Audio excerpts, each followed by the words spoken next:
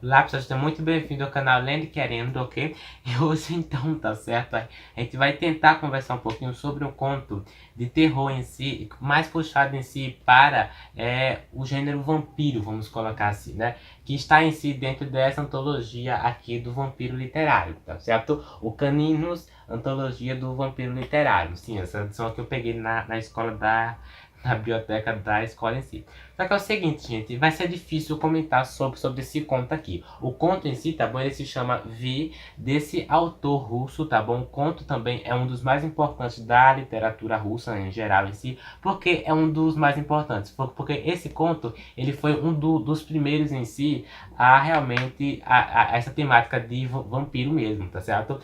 Junto com vários outros contos, principalmente um que tem resenha aqui no canal e que tá dentro dessa coletânea, né? Eu tive uma grande surpresa em si, que é o conto O Vampiro do Polidoro, né? Tem resenha aqui no canal, vou deixar o link lá embaixo. E é o seguinte, vai ser complicado falar sobre esse conto. O conto se chama Vi, tá certo? Que tem duas escritas. Aqui, nessa antologia, ele tá tido como Vi com dois I, tá certo? Já procurando na internet, na Wikipedia em si, ele tá assim, gente, tá certo? Então eu não sei como é que eu vou colocar no título do vídeo. Eu ainda acho que eu vou colocar da forma original mesmo. E só pra comentar realmente, né, Virgem tem uma criação, tá certo? Eu acredito que é um vampiro literário mesmo, né? Porque é difícil de você terminar esse conto e ter várias conclusões ao mesmo tempo, né? Entender tudo, é muito complicado, tá bom? Porque o conto ele tem uma linguagem um pouco difícil, mas é um conto bem legal, no sentido geral em si. Então, Vi realmente é esse personagem que o próprio autor, Nikolai Gogol, eu acho que eu estou falando certo o nome dele, não sei, criou. Então vamos em si conversar sobre a história, né? Eu vou precisar dar uma colada aqui para falar sobre os personagens em si dessa história de vampiro. Vamos lá entender, tá bom, gente?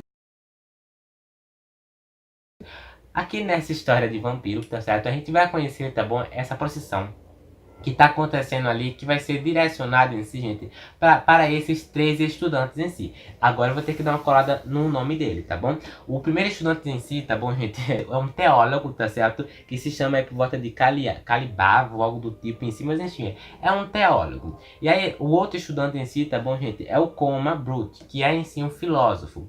E o outro estudante em si é um retórico, tá bom, que se chama Tiber. Eu não sei se eu estou falando o nome dele certo, porque são nomes russos. Então é bem complicado de dizer, né? Então a gente tem esses três personagens, tá bom? Esse teólogo, esse filósofo e esse retórico em si, que estão ali indo a essa procissão, né? Que estão se direcionando a essa procissão. Só que uma coisa que vale ressaltar aqui é que à medida que ele vai indo para essa procissão em si, né? Eles vão perceber que estão perdidos porque está ficando à noite. E eles não têm para onde ficar em si. Um dos pensamentos dos personagens em si, tá bom? É que vai ter uma vila ali para eles ficar e para ele em si, né? Vamos colocar, para eles terem uma noite para dormir, né? Porque eles estão perdidos de uma forma ou de outra. Então eles acham essa vila, depois de muito vasculhar ali, andar. Eu não vou dizer que totalmente é uma vila, mas em si, ele acha essa casa ali, ele bate, né, para tentar saber quem tá ali, e aparece uma velha ali, né. E uma das coisas que a gente percebe, gente, é o clima que o autor ele vai criando aos poucos aqui, né. De início ele vai descrevendo quem são esses estudantes em si, da onde eles vieram, qual o objetivo em si dessa procissão. Então vamos lá. Ele bate, ele conversa com a velha. Olha, a gente quer uma noite em si pra dormir aqui, né? A gente quer um local pra dormir porque a gente não tem pra onde ir. A gente tá perdido. A velha de início vai dizer: olha, realmente aqui tem algumas pessoas morando e muita gente grande, que nem vocês, acaba atrapalhando o local e acaba fazendo alguns barulhos e bagunça em um certo momento, como gente grande. Eles acabam, a velha acaba falando isso. Então os caras ali, tá certo, gente? Os três estudantes em si pedem mais uma vez, tá certo? Dessa vez um pouco de súplica, eu diria. Então eles pedem mais uma vez. E aí a gente percebe que a véia sente uma certa pena ali, tá certo? E acaba oferecendo esse lugar em si pra eles ficarem, né? Pra eles realmente dormir. E aí uma coisa bem interessante, tá bom, gente? É que o personagem que vai ser mais direcionado aqui na história é o personagem Common, tá certo? Porque eu não sei se eu estou falando o nome dele certo, é um nome russo, tá bom? Então vai esse meu jeito. Vai esse jeito aí, tá bom? Common. E é o seguinte, gente, quando ele dorme ali e tal, né, essa noite em si vai ser um pouco conturbenta em si pra eles, porque o Coma acaba vindo em si essa velha do nada, tá certo? Ele se direcionando em si esse personagem Coma aos poucos, né, o filósofo em si aos poucos, para avançar em cima dele. Então ele nota aquela estranheza toda, né? Não entende por que a velha está fazendo aquilo, e a velha avança cada vez mais em cima dele. E aí chega uma vez, tá certo, em que a velha, de tanto avançar ali, né, de tanto se direcionar a ele, acaba avançando de vez nele. E aí ele percebe realmente, né, os saltos, os pulos que essa velha vai dar.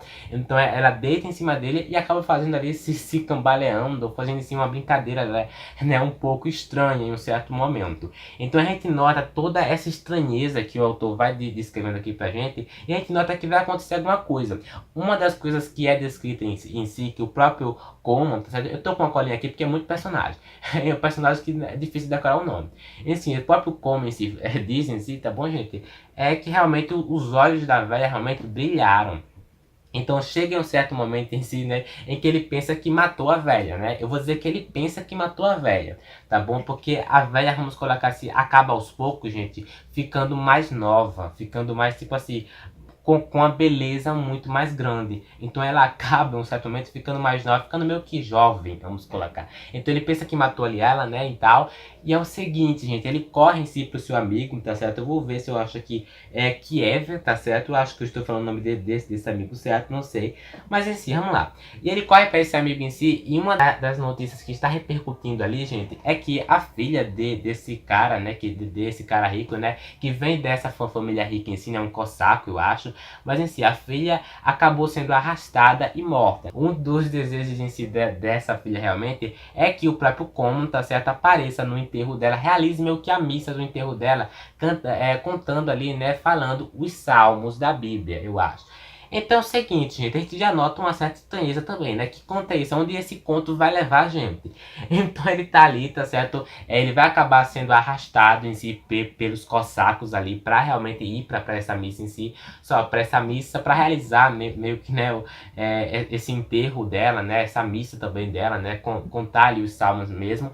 E só que uma das perguntas em si que o personagem como se faz é porque bendito foi ele que foi escolhido, né? Porque essa mulher em si desejou que ele realizasse essa missa de morte, ou sei lá, que ele realizasse esse enterro ali, né? Porque bendito foi ele. Então ele acaba sendo ali arrastado, por querer ou não, ele vai ter que ir, né? Porque esse pessoal, ele tem uma posição mais alta na sociedade, então ele é arranjado ali pra ir mesmo. E aí, gente, ele chega no local, ele percebe realmente que o local do enterro é outro, e esse local que ele vai ali também é outro. E aí, gente, tá certo? Vai ser um pouco contar a história daqui por diante, porque é spoiler, tá certo? Vai ser um spoiler em si, tá bom? Mas é o seguinte, vai ser um pouco difícil, porque é um pouco difícil de entender essa parte, pelo menos pra mim foi. Vamos lá, qual foi a minha impressão dessa parte. Ele acaba indo realmente ali, só que os cossacos em si, né, esses caras, né, os cossacos em si, né, que na Rússia em si, acho que é um termo que quem conhece mais da literatura russa vai entender melhor, acaba dando um certo medo ali ao personagem, porque ele vai em um certo momento dizer, esses cossacos, que essa filha em si, essa mulher realmente, né, ela tem uns costumes meio fantasmagóricos.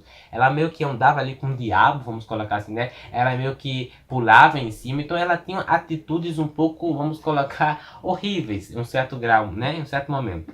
E é o seguinte, a gente já nota também isso estranho, só que o personagem, né, tem que estar ali.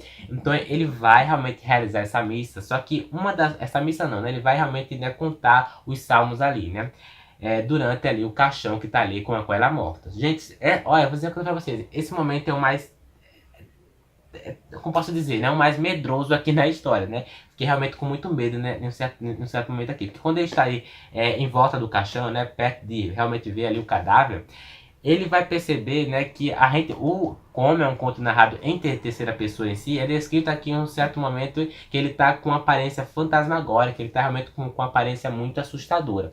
Então ele percebe, né, e uma das coisas que o personagem o autor em si, Nikolai Gogol, acho que eu estou falando certo, esse Gogol, vai fazendo aqui falar aos poucos, né, o pensamento dele sobre aquele caixão, né, sobre aquele defunto ali, né. Ele pensa em um certo momento que o defunto vai se levantar, né, que o defunto vai avançar em cima dele, que o defunto a cabeça vai virar. Em si, ele pensa ali várias coisas no momento que o caixão tá ali, ele tá com medo, né, ele percebe que tem a estranheza do local também, né, então a gente também acaba indo junto com o personagem, acaba indo junto com o autor na narrativa. Então, meio que fantasmagórico isso. Vamos lá, tá bom, gente? Iniciar, vamos lá. E aí, quando o caixão tá lá, tá certo? Ele percebe que o cadáver tá se levantando. E aí ele percebe também que a mulher ali, tá certo? Ela acaba sentando em cima do caixão. E a gente já nota isso estranho, a gente já fica com medo nessa parte, é óbvio, né? E aí, eu não sei se eu vou conseguir ler, gente, mas um dos pensamentos do personagem, tá certo? É esse aqui, tá bom? Ó. Ela vem andando bem na sua direção, apavorado. Ele riscou um círculo ao seu redor. Com esforço começou a ler as orações e a pronunciar escondido juros aprendidos com um monge que a vida inteira enxergara bruxas de espírito impulsos. Aí, um pouco acima, você vai perceber isso aqui, ó. Ele olhou assustado e esfregou os olhos. Ela, com certeza, já não estava deitada, mas sim sentada no caixão. Ele desviou os olhos e, de novo, apavorado, dirigiu-se aos caixões. Ela se levantou e vem andando pela igreja de olhos fechados. Aí vem esticando continuamente os braços como se quisesse apanhar alguém. Então assim, nesse momento a gente já fica, né? Se você vai ler esse conto aí, né, de noite, né? Prepara que você vai sentir medo. Então é o seguinte, né? Ela avança ali em cima dele e tal. E ele, né, faz esse círculo em si, só que ela não consegue entrar. Já no segundo dia, gente, a coisa vai piorando cada vez mais, né? O medo vai realmente se apavorando do personagem. Chega até um certo momento, tá bom, gente? Em que o personagem de manhã, ele vai tentar ir embora, tá bom? De manhã ele vai se mandar dali. Só que os cossacos acabam pegando ele ali do fraco, que ele não vai embora de jeito nenhum, porque ele tem que cumprir ali a promessa. A promessa não, desculpe, né? O que a mulher ali pediu, e vamos dizer, o último sonho dela, né? Então ele tem que cumprir aquilo de uma forma ou de outra. Então ele precisa ficar no último dia, gente. E esse último dia, gente, é o mais terrível de todos. É onde aparece em si o Vi, tá certo? Que é a única pessoa, tá certo? Que vai conseguir dar um clímax bem, até vamos colocar assim, bem clímax mesmo aqui na história. Que aí já, tá bom, gente? No terceiro dia em si, acaba vindo esse personagem Vi, né? A própria personagem, né? O cadáver morto ali, né? Chama ela, né? Chama ele, né? O Vi. Que é um personagem, né? Um pouco histórico de vampiro em si, porque foi criado pelo autor Nikolai Gogol. Por isso que é um personagem tão famoso em si, certo, né? Mas em si, gente, o que acontece é o seguinte, o Vi em si é descrito como o único personagem, o único em si que consegue ver.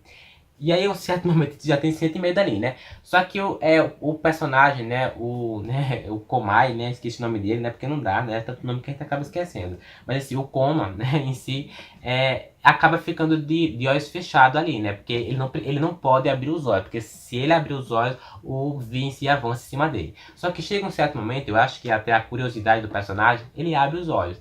E aí o personagem Vi avança em cima dele, né? E mata ele. E aí, realmente, né, o final aqui da história mesmo, né, a gente acompanhando esses dois amigos do personagem, né, o do personagem Koma em si, né, falando em si sobre a morte do seu amigo, né, falando em si sobre a morte do filósofo Koma, né, falando que se ele não tivesse abrido os olhos em si, talvez ele tivesse vivo.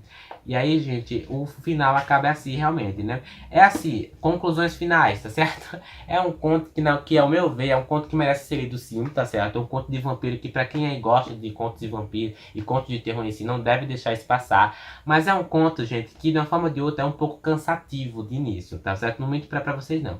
É um conto com muitas descrições, assim, que sim, vale super a pena aliás, né? E elas são importantes para a história em si, mas eu até entendo a importância dessas descrições aqui na história. Mas é um conto cansativo devido à linguagem dele, tá certo? E as coisas vão acontecendo aqui realmente aos poucos. E não é porque é um conto que a gente deve dizer que é um conto magnífico, que acontece tudo rápido, enfim. Não, tem algumas coisas que vai incomodar em certos leitores, né? Me incomodou em um certo momento. Mas se eu fosse dizer em si, entre esse conto e entre outros de vampiros em si que eu li, eu diria que esse aqui é um dos meus contos favoritos de vampiro em si. É porque é um conto que quando você termina, gente, você sente vontade de reler ele. E não em si só pela história, mas como eu falei, né, pela atenção em alguns detalhes aqui na história. Eu fiz essa resenha aqui sobre esse conto, mas sem dúvidas alguma eu deixei várias coisas escapar. Eu acho que se eu tivesse relido esse conto umas 4, 5 vezes, vamos colocar assim, talvez eu tivesse uma conclusão, né, muito mais, vamos colocar, uma conclusão muito mais melhor aqui para dizer para vocês em si, né, ter uma crítica muito mais avançada. Então assim, tem alguns detalhes em si que o personagem o autor ele vai criando e que de uma certa forma ou de outra a gente vai influenciar na sua visão de ver o conto e na sua conclusão dele. Então eu aconselho que quando vocês terminarem o conto em si, vocês derem uma pesquisada sobre o Vi em si, né, sobre esse vampiro, eu acho E também em si, tá certo? Reler o conto e prestar minuciosamente aos detalhes, né? E prestar em si atenção detalhadamente, né?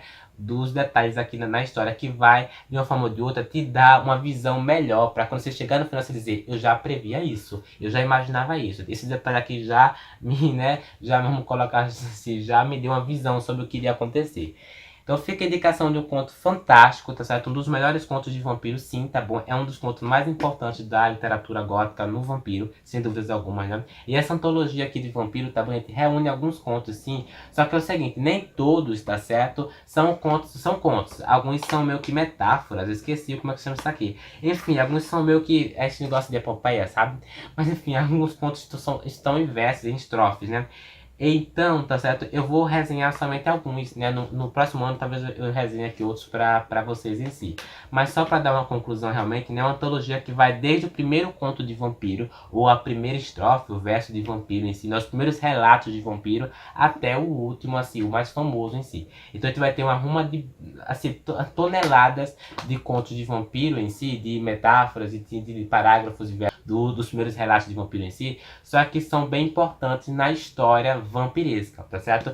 Quem curte muito esse tipo de história em si é a Lu Evans, tá certo? Eu vou deixar o canal dela lá embaixo na descrição, que ela tá também fazendo algumas resenhas de contos de vampiro e também de contos para o mês de Halloween, tá certo? Vou deixar o link lá do canal dela lá embaixo, tá certo? E a resenha de hoje foi isso. Se você gostou do vídeo, não se inscrever no canal e ativar o sininho para receber a notificação do canal, tá bom? Não esqueça de deixar o joinha também, que vale super a pena, tá bom? Depois de ter passado esses minutos aqui com vocês, ok? E também me ajuda muito a saber se você gostou desse vídeo, certo? Comenta aí embaixo também se você já leu algum conto de vampiro da literatura russa. E aí eu vou pedir, tá certo? Indicações de vocês sobre contos de vampiro que meio que se pareçam com isso, a qual o personagem vai aos poucos entrando na história. Só no final a gente percebe, né, percebe a visão, né? Tem uma visão mais crítica em si. Então me indiquem contos de vampiro também, que eu quero muito saber, certo? E até o próximo vídeo.